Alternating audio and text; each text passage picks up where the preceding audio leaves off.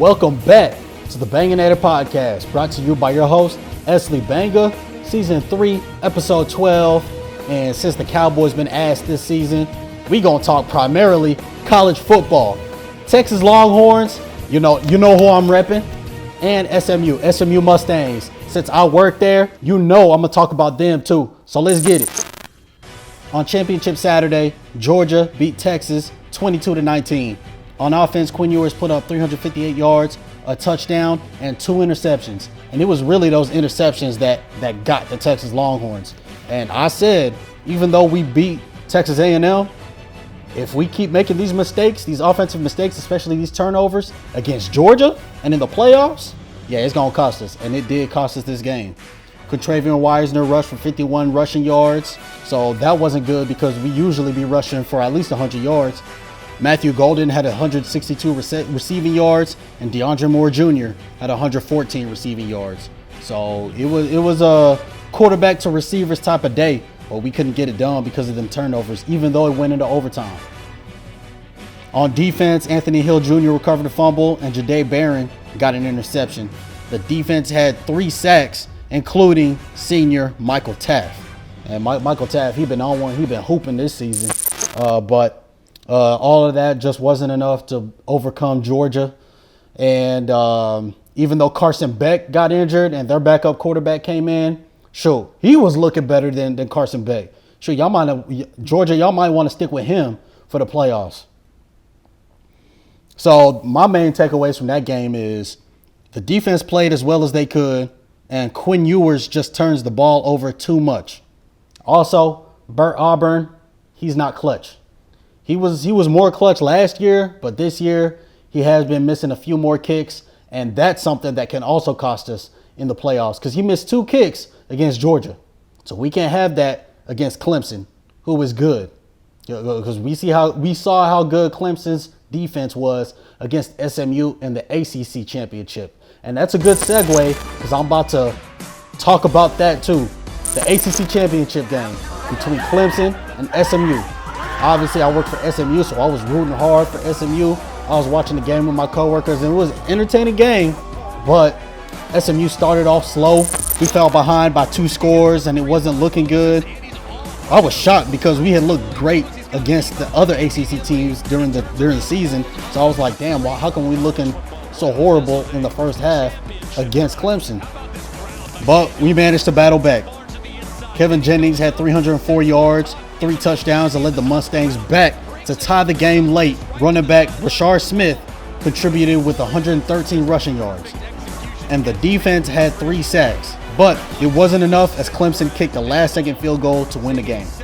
And that broke my heart right there, especially after we battled all the way back. I ain't gonna lie, I had given up because every time we would score, then Clemson would score again, and then we were back to a 2-possession game. But Kevin Jennings, hey, look out for him next year because he could be a Heisman contender.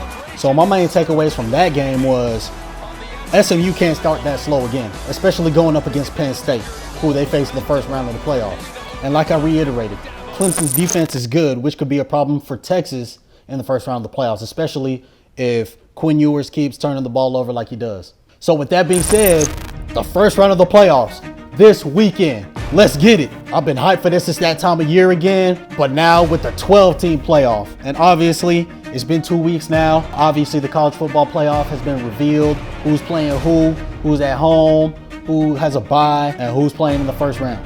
My number 5 seed Texas Longhorns is facing the number 12 seed Clemson. And after looking at our route to the semifinal, I'm like, hey, I'm not even mad at losing to Georgia no more. Our reward for losing the SEC championship game is having possibly the easiest route in the college football playoff. So we face Clemson. They ain't nothing to sneeze at. We saw how good their defense is. But if we beat them, we face ASU, Arizona State University. And we could beat them. Yeah, their running back had a good game in the Big 12 championship. Texas can beat them to get to the semifinal and face Oregon in the semifinal.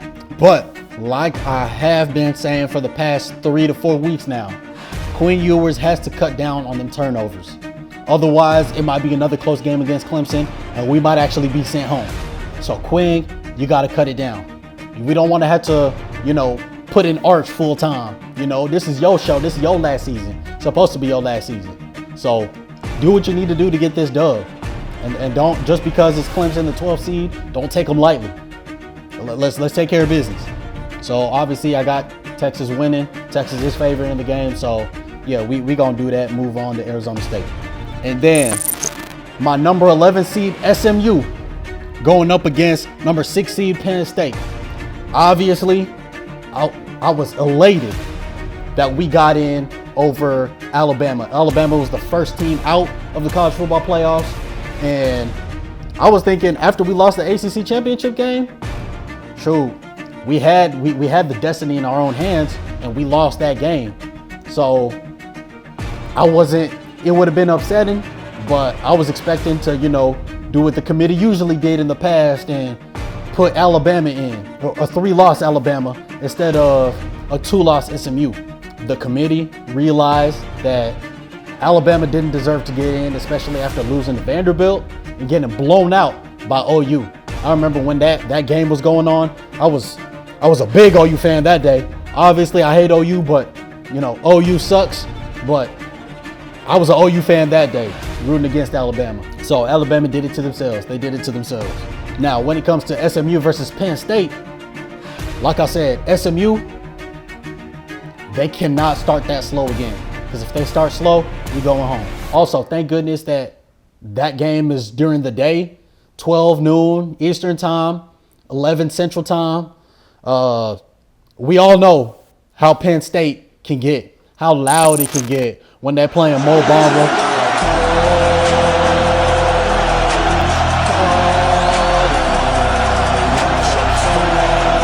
I mean, hey, especially their whiteouts. I don't know if they're doing another whiteout, probably, but shoot, it ain't nothing to play with at nighttime. Thankfully, it's at 11 a.m. Central time, 12 Eastern time. We gonna need every bit of advantage that we can get. So thank goodness it's not a night game. With that being said, if I was a betting man, I would bet for Penn State to win, especially since Penn State is at home. Obviously, though, I'm an SMU fan. Like SMU's my second favorite football team, so I'm rooting for them all the way to win. It's doable. You just got to play damn near mistake-free football. So let's see if SMU can do it. I'm going to be rooting for them all the way. Let's go, Mustangs. Pony up. Now we transitioning to the NFL. The Cowboys losing 1 out of their last 2 games. They lost to the Bengals 27-20 on Monday Night Football. Obviously, I work at AT&T Stadium, so I was there in the building. I saw some of the action, and the Cowboys they were looking good that game, but they just kept making mistakes, especially at the end when they let Leon Lett type mistake.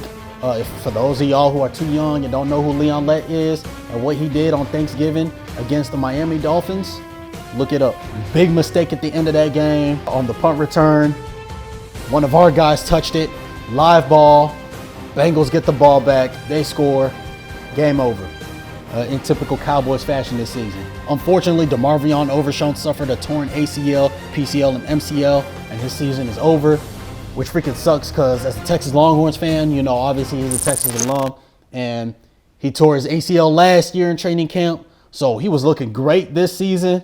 Obviously one of our best players, and it's tough. It's tough, because he was hooping this season too. Like, damn, I feel bad for him. But, I saw a video of him, right before his surgery, and he looked like he was in high morale, so that's good. But I'm just praying for him to have a speedy recovery. And it sucks because it seems like damn near legendary, damn near Hall of Fame talent that we have lately the past 10, 12 years for the Cowboys at the linebacker position, they stay getting season-ending injuries or career-ending injuries to where, like, damn, if only they played a little bit longer, you could see them potentially getting in the Hall of Fame or something like that. Sean Lee, he had to medically retire. Leighton Vander Esch, he had to medically retire. We saw how good that Jalen Smith was because of, his foot injuries. Cowboys released him. He later retired. And then now DeMarvion Overshown, who was a great linebacker talent. I saw it whenever he was at Texas. I knew that he would be NFL talent, but unfortunately, it just wasn't in the cards, at least his first 2 seasons. So hopefully he doesn't have more injuries in his future.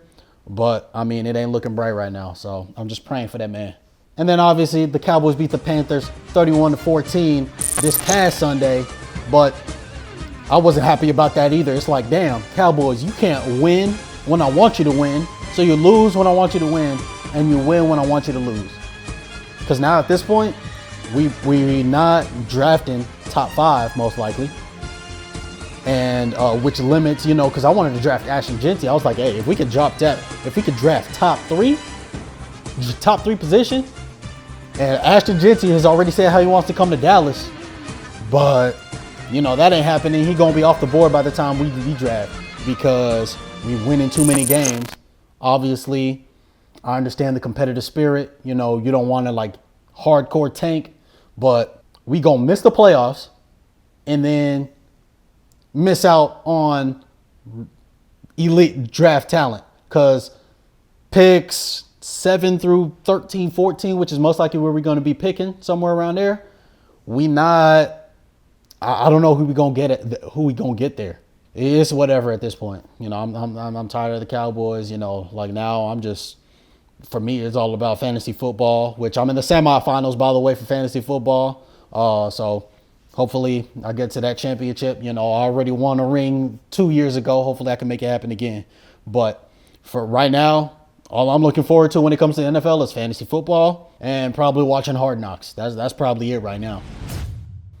Thank y'all for watching this episode of the Banganator Podcast. Please subscribe on YouTube at the Banganator Podcast and follow my Banganator Podcast Instagram, and also follow me on the Twitter X at BanganatorPod_4. Obviously, we know what's happening this Saturday. First round of the college football playoffs. 12 teams. The stakes have never been higher. Let's get it. SMU going up against Penn State. Hey, let's go Mustangs. Let's get that dub. Pony up. And Texas going up against Clemson. Let's get that dub. Hook 'em. Welcome to the Banganator Podcast, brought to you by SC Banga, diehard fan of the Dallas Cowboys since 1997. How about them Cowboys?